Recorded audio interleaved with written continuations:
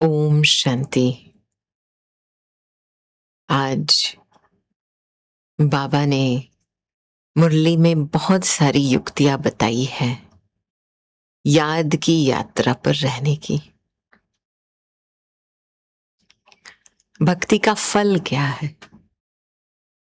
रोशनी, जो हम कहते हैं एनलाइटनमेंट। मुक्ति, जीवन मुक्ति के लिए खोज थी भक्ति मार्ग में। और जब ज्ञान मार्ग में आते हैं, ज्ञान भक्ति का फल है। इसीलिए ज्ञान को दिन कहा जाता है और भक्ति रात हो गई है।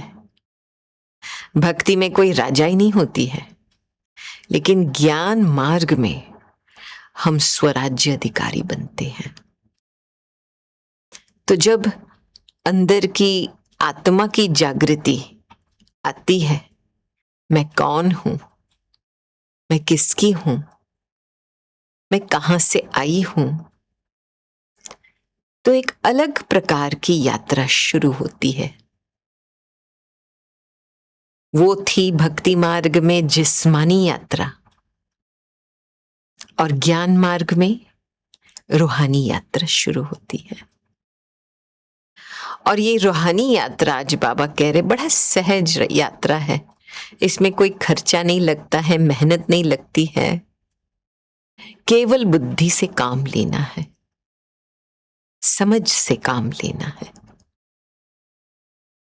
तो आज बाबा ने कई बातें बताई है कि बच्चे, याद की यात्रा में माया के तूफान जरूर आएंगे।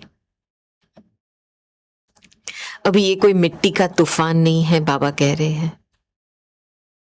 जो हम तूफान कहते हैं उसको इंग्लिश में कहा जाता है स्टॉर्म, और वो है हमारे इमोशंस का तूफान। जो पिछले विकर्म किए हैं, जो मन खाता है, जो फीलिंग्स में मिक्सचैरिटी आई हुई है, उसका तूफान होता है। तो ये सारे तूफान का बीज है देह का भान। अभी आप देखेंगे जिस्मानी यात्रा में कई ऐसे मंजिल होते हैं, जो इस मंजिल को पार करके फिर यात्रियों थोड़ा रेस्ट करते हैं, फिर आगे बढ़ते दूसरे मंजिल तक। तो वैसे ही इस रूहानी यात्रा में स्टेजेस होते हैं। याद की यात्रा में हर एक स्टेज एक योग का अभ्यास होता है, और जब हम उस में मास्टरी होती है, तब हम अपनी बेहद की मंजिल मुक्ति, जीवन मुक्ति तक पहुंच पाएंगे। तो अनेक प्रकार के बाबा हमको योग के स्टेजेस बताते हैं। बच्चे साक्षी हो जाओ, बच्चे फुल स्टॉप लगाओ, बच्चे फरिश्ता रूप बनो, बच्चे एक सेकंड निराकार, दूसरे सेकंड फरिश्ता बनो, बच्चे बीज रूप में स्थित रहो, बच्चे अशरीरी बन जाओ। तो जब हम अलग अलग योग की स्टेजेस पे अभ्यास करते हैं, तो हमारी यात्रा रूहानी रहती है, स्पिरिचुअल रहती है, हल्कापन रहता है इस यात्रा पे। लेकिन जब वो स्टेजेस की प्रैक्टिस नहीं होती है, तो बुद्धि का पांव इस देह की मिट्टी में गिर जाता है, और देह की जो ग्रेविटी है वो खींचती है, जिस कारण से हम पूर्व जन्मों के या पिछाड़ी के जो विकर्मों के बोझा है वो भोगते हैं। हम याद की यात्रा से विकर्म विनाश होते हैं, क्योंकि हम अपने फीलिंग्स को क्लीन और क्लियर रखते हैं। तो याद से एक स्मृति बनी रहती है, समझ से याद, मैं कौन हूं, मैं किसकी हूं, मैं कहां से आई हूं, लेकिन उस अवस्था में रहने के लिए, उस बेहद की स्मृति में रहने के लिए योग का अभ्यास चाहिए, क्योंकि योग एक साधना है। जैसे बुद्धि की एक्सरसाइज, बुद्धि को हल्का रखना है तो एक्सरसाइज चाहिए। जैसे शरीर को हल्का रखना है तो एक्सरसाइज चाहिए। वैसे ही ये अलग अलग स्टेजेस के जो अभ्यास है वो एक एक्सरसाइज है। तो चलो हम थोड़े समय के लिए एक याद की यात्रा का अनुभव करें। अभी 1 सेकंड में अपने को अशरीरी बना दो। इस शरीर से डिटैच हो जाओ, कर्मेंद्रियों से डिटैच हो जाओ,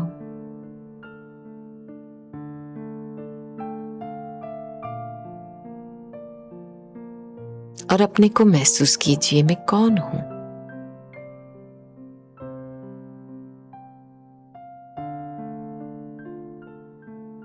मैं एक आत्मा इस शरीर से न्यारी हूं।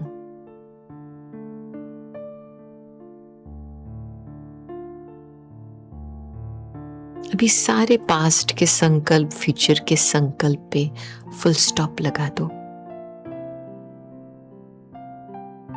और अपनी पूरी चैतन्य शक्ति को भ्रुकुटी के बीच में एकाग्र कर लो। ज्योति बिंदु स्वरूप बन जाओ।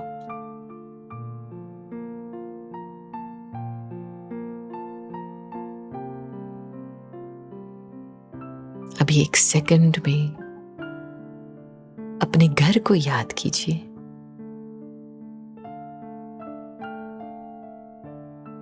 घर का वर्षा लेना है। वो वर्षा है साइलेंस, शांति।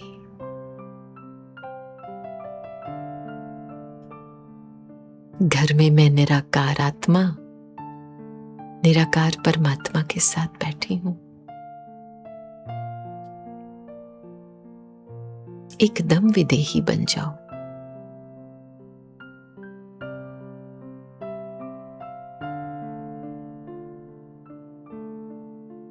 अभी उस अवस्था से वापस अपना लाइट का वस्त्र पहन लो,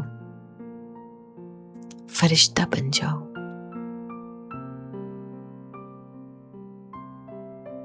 ईश्वर के राइट हैंड, ईश्वर की लाइट माइट दुनिया में फैलाओ।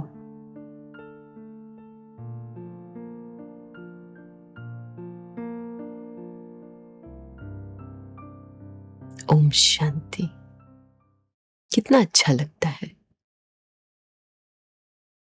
मन बुद्धि को उपराम लेके जाना, हल्का रखना, एक अंदर से एक बहुत अच्छी फीलिंग पैदा होती है। जैसे कहते हैं ना, माइंड फील्स प्लेजेंट। और जब हम इस अवस्था में रहते हैं तब तूफान नहीं आते हैं।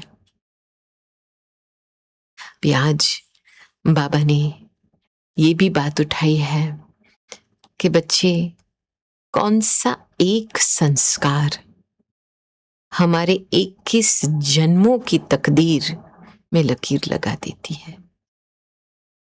और वो संस्कार है रूठने का संस्कार। कभी कभी थोड़ा नाराज हो जाते हैं, अपसेट हो जाता है, मैं जो चाहती थी नहीं हुआ है।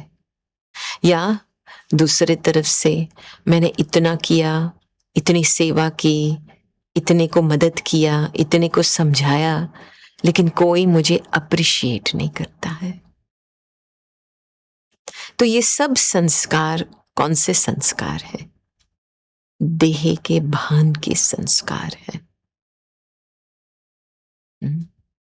देह भान से बर्बादी और आत्म अभिमानी से, देही अभिमानी से, बाप की याद से आबादी। तो अभी हर एक अंदर अपने आप को चेक कीजिए, कहां तक हम हद में आए हैं।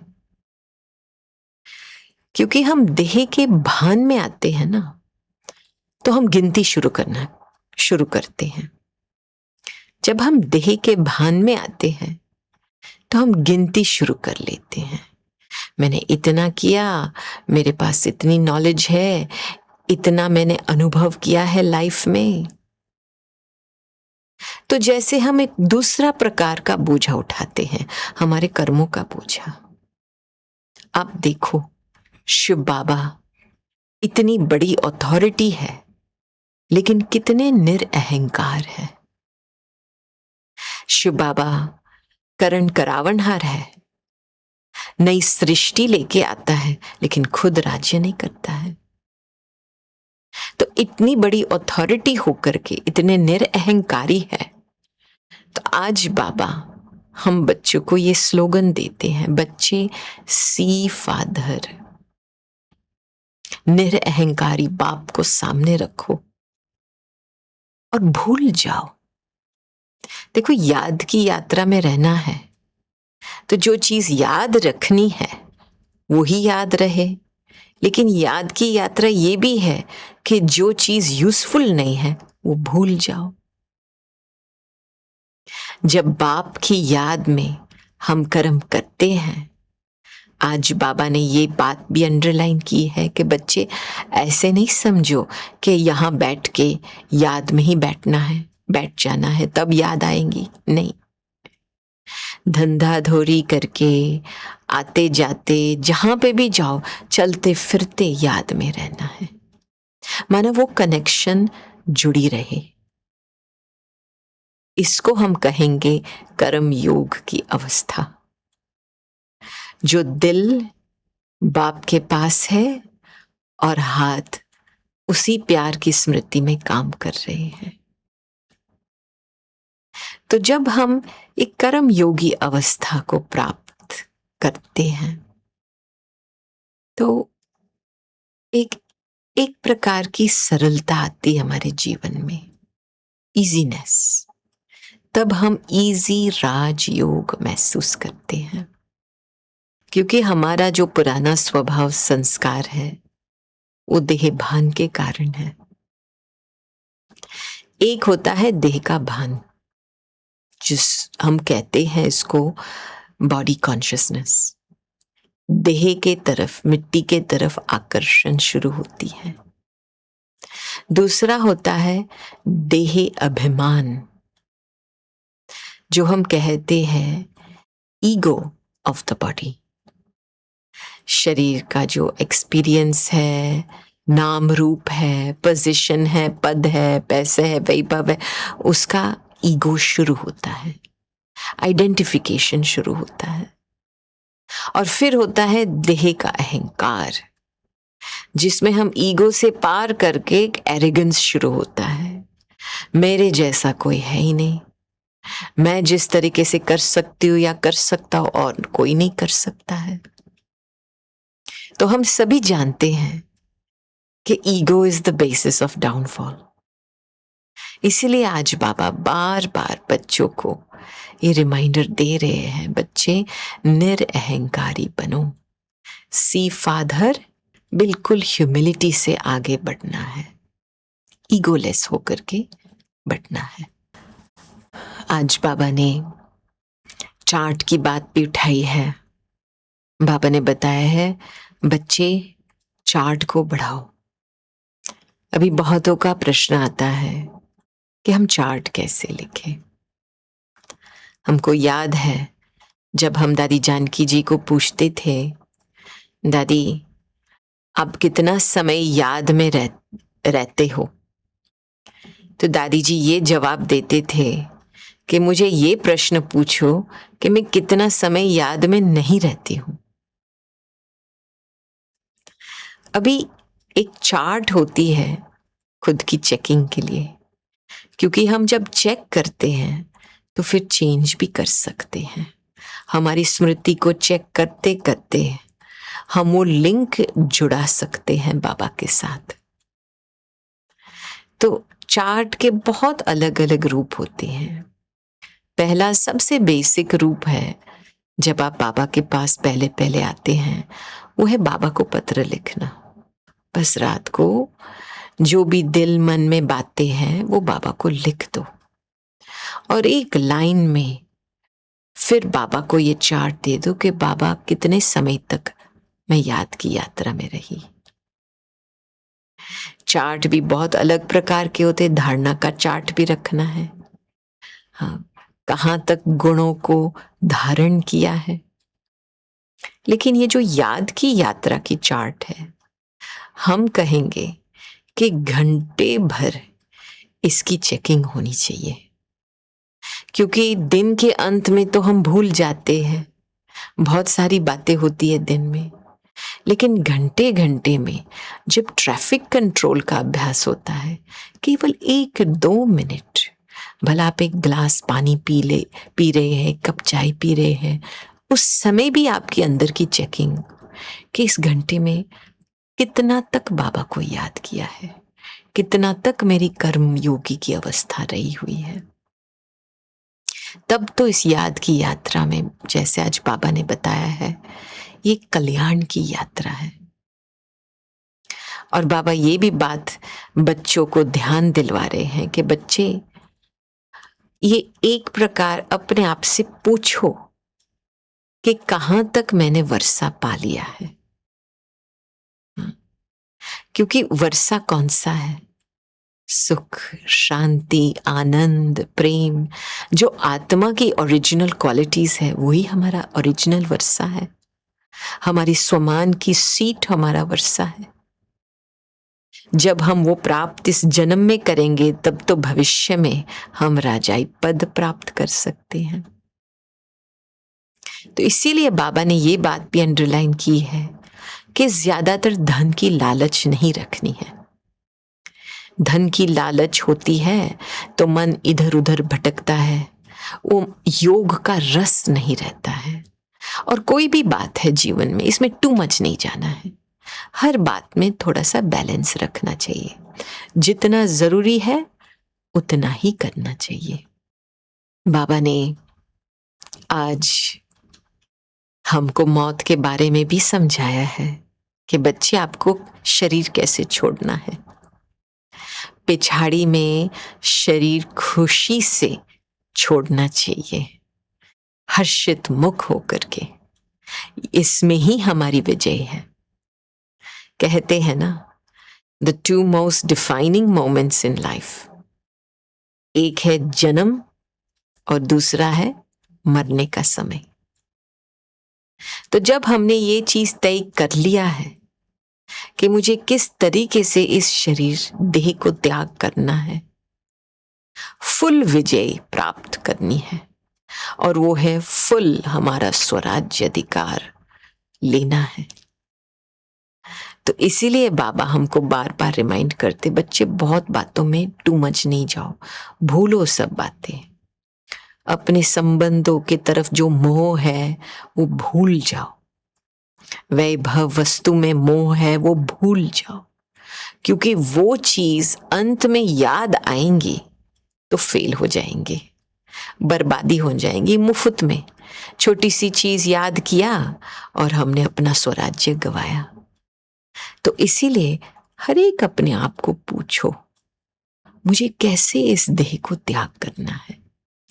बाबा ने आज बच्चों को ये भी बात बताई है कि बच्चे, आपका सन्यास बेहद का सन्यास है। वो लोग तो घर बार छोड़ते हैं, लेकिन आपका सन्यास विकारों का सन्यास है। तो ये बात जब हम ध्यान में रखते हैं, तब तो हम हमारे स्वधर्म में टिक सकते हैं। कोई भी ऐसी छोटी मोटी बात है, विकार की बात है, जो हमारे स्वधर्म के सीट पे, जो शांति के जो स्वधर्म है हमारा, उस सीट पे नहीं बैठने देती है, उस चीज को त्याग करना है। इसलिए आज बाबा हमको रिमाइंड कर रहे हैं कि बच्चे, आपकी शांति एक करंट है। जब आप स्वधर्म के सीट पे बैठते हो, आपका ओरिजिनल स्वधर्म शांत है, तो औरों के लिए वो शांति एक करंट बन जाती है। आप औरों को भी शांत कर सकते हैं। सीट का कितना महत्व है जीवन में। जब हम सीट से काम लेते हैं तब ऑर्डर होता है ना।